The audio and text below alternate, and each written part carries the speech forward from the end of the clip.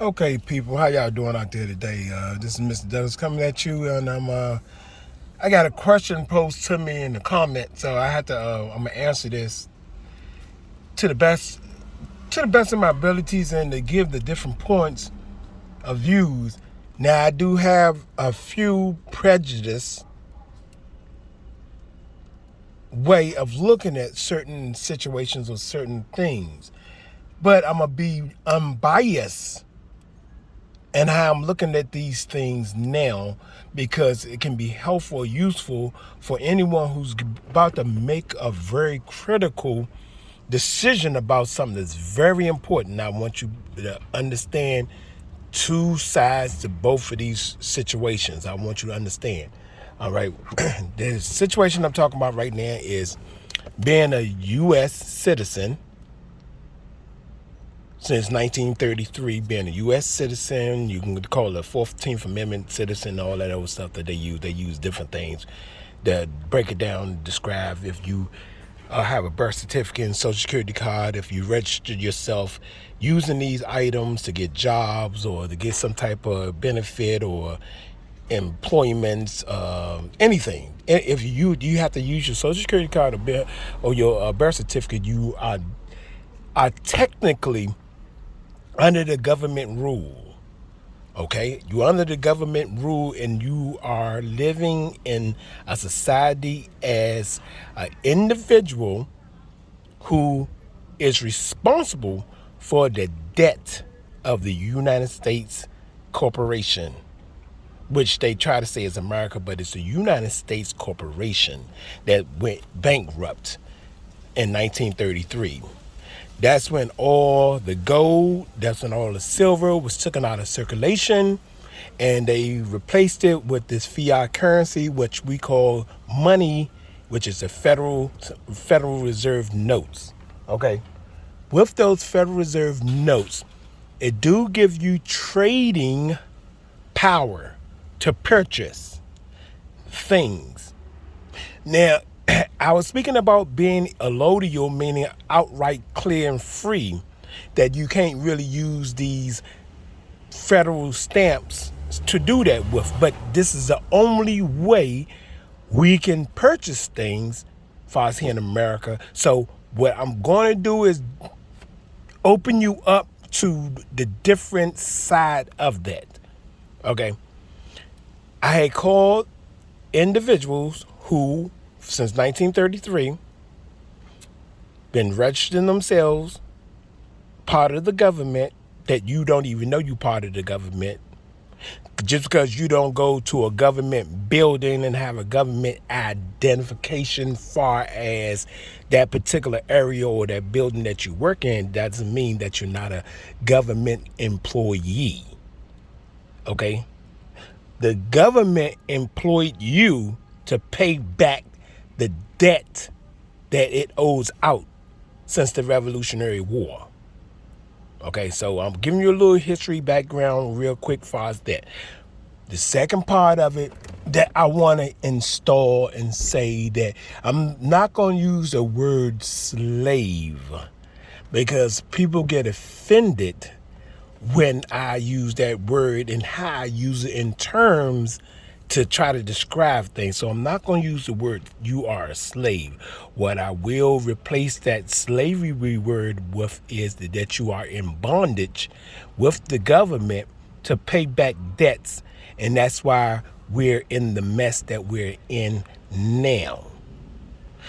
Everything that I ever said about property, cars, all this type of stuff is true only for, okay, get this, only for United States citizens.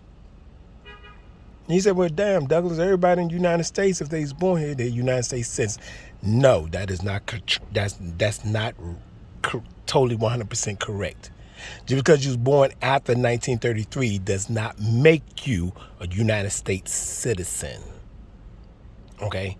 Now, here in America, United States of America, okay, not in all caps, capital A and everything else in lower cap, okay, In the United States is capital U, everything lower cap, capital S, everything else after that is lower cap. In the United States of America, which is a republic, you have to do the work to separate yourself as a secure party creditor, which I'm going to use the word SPC. Instead of keep on saying secure party creditor, I'm going to just say SPC. The government has got it where as though you can unbondage yourself, which only a few people know how to do it correctly. When you're doing it, it's a process that you put certain agencies of the government, informing them that you don't want to take part in none of their beneficial programs or anything that they have to offer, far as through like a citizenship. Now, before you do something of this magnitude, you have to understand, as you register yourself as a secure party creditor or SPC, you should have these things going on with you personally. It doesn't financially make you a bad person by staying a citizen, and it damn sure don't make you a bad person by being SPC. Okay? The difference between SPC is that you are getting yourself together, letting the government know you don't want any intervention with them at all through the court systems, through any of their programs, or through anything. They don't have anything to do with you, and you also is what they call reconstructing your trust far as your straw man. Now, for those who don't have no clue about all this type of stuff, about your straw man is your social security, birth certificate, name that they gave you in all capital letters. That is a trust that's been opened up by the government to secure you as an individual that's going to help pay back the debt by you working when you get old enough to start working and paying taxes. Then you yourself will be part of that big debt process of which America owes out money to these bankers for financing them for us through the war. It's never going to be broken down to you just like that. I'm breaking it down to its lowest common denominator or lowest common factor for you, so you can understand where all this stuff is coming from. I give you this for it to be knowledge for you, so you can have understanding before you talk about, oh, I want to be able to use HJR 192 in a situation to pay off my mortgage or to pay off certain things or pay off all this stuff, because there's really technically no money in circulation in the United States of America. And, President Roosevelt started this program to, set aside and discharge debts. The only way you'll be able to use that, you won't, as a citizen, you won't be able to use a system such as discharging your debts. You won't be able to use that. It is only set up for those who do not have governmental benefits at all, which in turn would be the secure party creditor. So you see, my friends, you see, people, we live in a nation where as though it's divided. But in order for you to be a secure party creditor, I want you to understand this clearly, precisely. Before you do the process and do all this changing over so you can be solvent, and the government can't do this, and you gonna stay in honor, and you gonna respect the privacy and personal business of other people. You would not trespass. You would not steal. You would not do any criminal type of activity. You're going to get yourself in any type of trouble with the government, where as though they can come and harm you and lock you up and put you away, any of those type of things, because they claim jurisdiction over you once you do certain crimes they have on the book for their citizens. You have to understand it's a separation. And this whole speech or this whole message that I'm giving you is, before you become a secured party creditor, financially prove to yourself that you can take care of yourself for the next 10, 20, 30, 40 years and set aside monies so when you get a little older, you can financially be set for life. If you're not doing that, you cannot be trying to become a secured party creditor under the system that we're under, because you'll be like a half secured party creditor if you're still doing business with the government, still doing certain things, and they adjusted your taxes and all this type of stuff. To be a secured party creditor is 100% free from any governmental agencies, period. If you know deep down in your soul, in yourself right now, that you're getting some type of governmental benefits on some level, for us, either through student aid, Medicaid, SSI, anything that the government has to offer, for you been their citizen, you've been working, and you can claim this, or you can get unemployment, you can get disability, you can get all this type of stuff, and you get some type of money coming in for you. You, my friend, should not apply to be a secured party creditor, because now you're going to have the burden of taking on all those liabilities and responsibilities for your own life.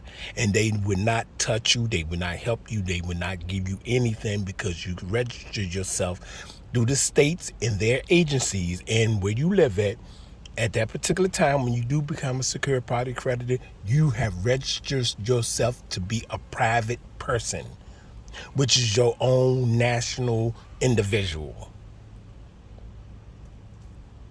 You would say, well, damn, Douglas, who would actually want to become security party creditor? A lot of individuals would love to become security party creditors, because it gives you the wealth and the abundance of, you ain't got to worry about people suing you and doing things, and then the court of law just can't jump in your life, make you responsible for doing this, lock you up for stupid things that you ain't had nothing to do with, unless there's a witness against you. The true common law way of doing things is none of this administrative law situations going on where they can just do what they want to you when they want to you. The police officers and everything else is a whole line of things that secure party creditor individuals, how they live, is totally different from the regular civilian or regular citizen. Okay, most secure party creditor people are very wealthy, or they have established businesses in doing it themselves. They have their own business, their own LLC, their own little companies, and they're doing things on their own without any government interference. It's things they created themselves, found a market for it, got themselves together, and put it together and say, this is how they're going to be living. And it's off the grid. It ain't got nothing to do with any governmental intertwining. Now, secure party creditors, remember I told you, when you purchase land or you purchase a house and you purchase cars and you purchase all this stuff with these United States notes, what they call fiat currency, or they call them governmental paperbacks or notes, Federal Reserve notes. Now, when they use, because remember, they're good for trading. So when they use the currency, which is the only currency allowed to be used, they themselves can discharge a lot of things. And they themselves, when they purchase things, they don't have a bank. They can't go to banks and FDICs and anything that's doing insurance for banking and all that. They can't go and get a regular loan. Remember, secured party creditors are individuals who got their life together where they don't have any intertwining with the government or the government agencies, thereby living here in the United States of America. So before you try to jump in and become a secured party creditor, make sure that you have yourself an established business of your own, that you don't have to do anything that's dealing with the government. And when you get yourself together that way, then yes, become secure. And another thing, just to be on the safe side, secure party creditor individuals are very responsible, private people. They do not go out here boasting. They do not go out here starting stuff. They don't get intertwined with all these different pro se this and governmental this and voting for us this and all. They don't get involved with none of that crap, because none of that crap is reality real for them. They mind their business. When they purchase something, it's theirs or allodial.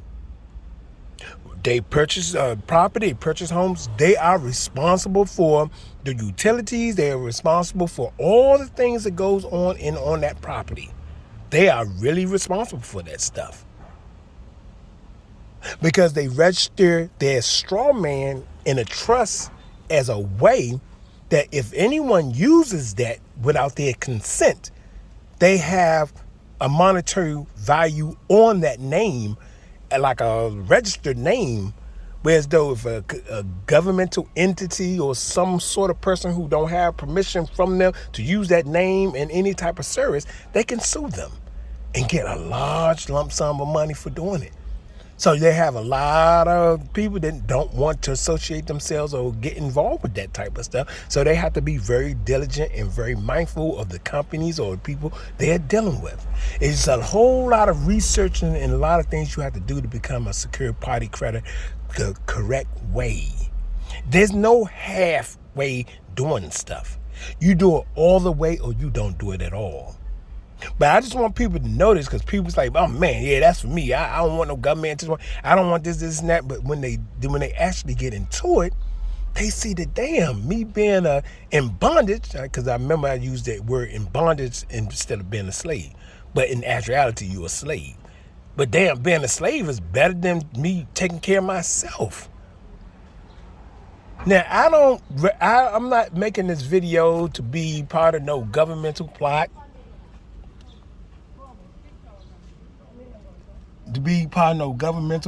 or trying to advertise not to do this, not to do that, because Mr. Douglas himself, once he get himself established, that is the way to go. That is the true way to go. So if you got many, many years in the union, or the many, many years in whatever company you with, and you got already stored benefits and things that's coming your way, you have to balance that out to see if you want to lose all that stuff that you have, that you didn't start off with to build to where you are now, compared to you already having a company 10, 15, 20 years ago, and you've been doing everything all on your own, and you don't have no government intertwining. See, so it's a somewhat of a financial difference.